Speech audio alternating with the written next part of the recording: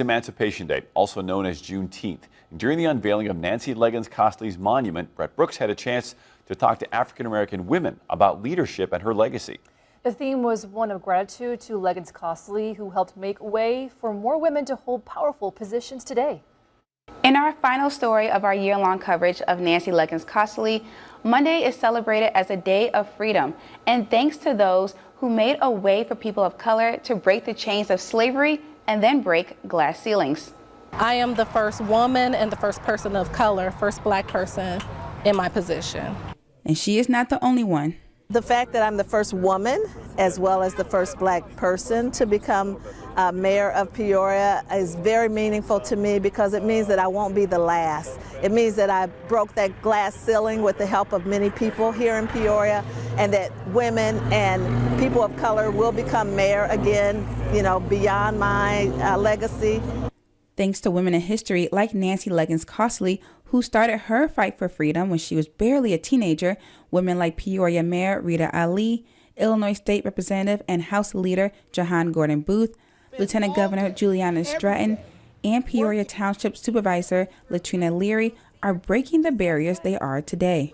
Right in the same area that I grew up is where her laying ground, you know, where her remains are, is truly, truly amazing. You know, we think about at 13 years old having the courage to challenge, right? A challenge for change, and that challenge has not gone unnoticed. We all share in this rich legacy. I'm just proud that we in Peoria are a part of it. Illinois as a state has a rich history of black women becoming influential and holding leadership positions, like Juliana Stratton, the first African-American woman to hold the lieutenant governor position. People like Nancy, who was formerly enslaved and really had an influence on President Lincoln to make sure that he would come to the mindset that people should be free. So I think it's just an example that representation does matter, and whether we look back in history at black women like Nancy, or whether we look at those like Leader Jahan Gordon Booth or Mayor Rita Ali or even myself, our voices matter and our voices deserve to be at the tables where decisions are being made.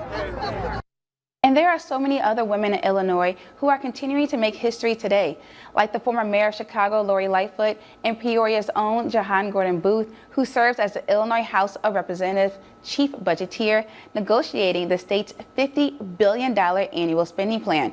What these women share is living the vision Nancy Legins-Costley planted in the 1830s when she started her decade-long court battle for her freedom through the Emancipation Proclamation in 1863, and finally the full realization of it in Galveston, Texas on June 19, 1865.